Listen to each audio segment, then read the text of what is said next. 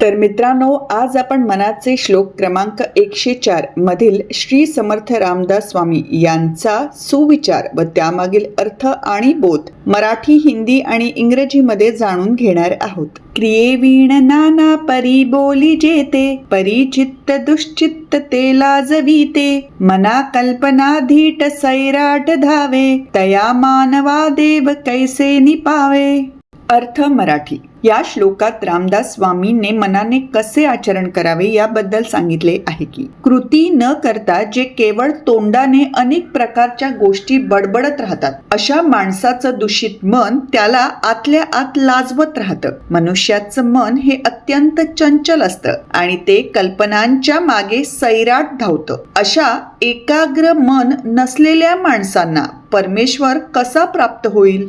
मित्रांनो, आपल्या सकारात्मक शब्दांना कर्माची साथ लाभली तरच आयुष्यात यश लाभतं व मन समाधानी राहतं. जर आपण केवळ बोलत राहिलो परंतु त्यानुसार कर्म केली नाहीत तर सफलता मिळत नाही, ज्यामुळे आपलं मन पुन्हा नकारात्मक विचारांच्या आणि वासनांच्या आहारी जाऊन सैरा वैरा धावतं. जर आपलं मन एकाग्र न होता असंच धावत राहिलं तर परमेश्वर प्राप्ती होणं शक्य नाही. अशा चंचल मनाला एकाग्र करण्याकरिता सकारात्मक विचारांसोबतच ईश्वर नामस्मरणाची साथ लाभणं फार गरजेचं आहे. म्हणूनच कंटाळा न करता शरीराला व मनाला नियमित ईश्वर नामस्मरणाची सवय लावावी.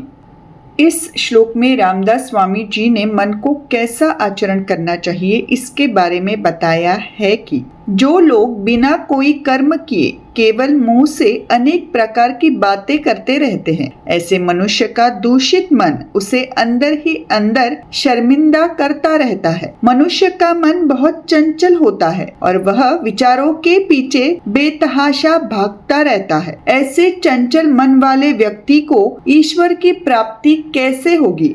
दोस्तों, जब हमारे सकारात्मक शब्दों को कर्म का साथ मिलता है तभी हमें जीवन में सफलता मिलती है और मन संतुष्ट रहता है. अगर हम सिर्फ बातें करते रहे लेकिन उसके हिसाब से काम न करें तो हमें सफलता नहीं मिलेगी. इससे हमारा मन फिर से नकारात्मक सोच और इच्छाओं के पीछे भागने लगेगा.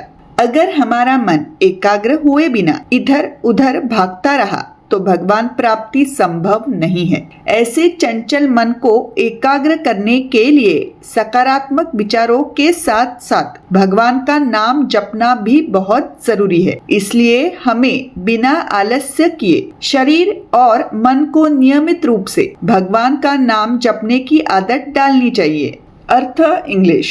In this shloka, Ramdas Swamiji has talked about how the mind should behave. He says, those who merely talk a great deal without performing any action, such a person's tainted mind keeps making him feel ashamed deep down. The human mind is extremely restless and keeps racing wildly after thoughts. How will a person with such a restless mind attain God? Friends, it is only when our positive words are backed by action that we achieve success in life and find contentment. If we only keep talking but do not act accordingly, we will not achieve success. Due to this, our mind once again falls prey to negative thoughts and desires, running wildly in all directions. If our mind keeps wandering aimlessly without achieving concentration, attaining God is impossible. To concentrate such a restless mind along with positive thoughts, chanting the Lord's name is very important. Therefore, without laziness, the body and mind should be habituated to chanting Lord's name regularly.